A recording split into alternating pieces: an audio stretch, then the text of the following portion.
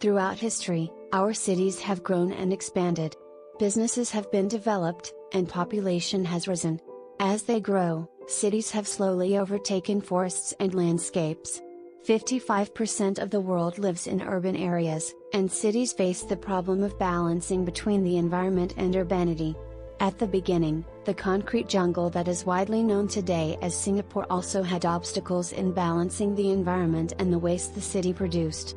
Singapore identified the problems and successfully tackled them. This quick infographic will show the challenges of incorporating nature into urban areas and megacities. What challenges did Singapore encounter? When Singapore declared its independence, the environment was in a problematic state. There were slums, traffic was constant, limited natural resources and jobs were difficult to find. Air, water pollution, and deforestation became another one of Singapore's problems. The Singaporean government since then has worked hard to conserve and recycle its rainfall and freshwater reserves, also that in the near future it will not be dependent on others for this essential resource.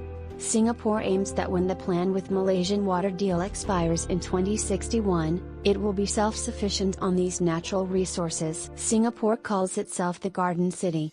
Singapore pledged to reduce its greenhouse gas emissions by 16% below business as usual levels in 2020, under the UN Framework Convention on Climate Change.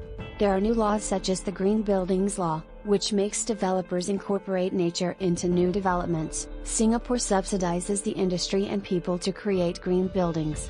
Furthermore, the National Parks Board has introduced the Skyrise Greenery Incentive Scheme where it funds up to 50% of installation costs of rooftop greenery and vertical greenery. It is intended to promote sustainability in the built environment and raise environmental awareness among developers, designers and builders when they start project conceptualization and design, as well as during construction.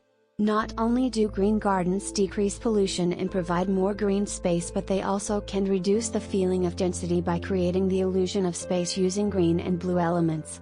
Also, by having workers live near their homes, they reduce the need to travel, improving productivity, and enhance work-life balance. In conclusion, Singapore has tackled their environmental problems successfully by enforcing several new laws, establishing an improved water system and coming up with a successful plan to make Singapore the world's garden city.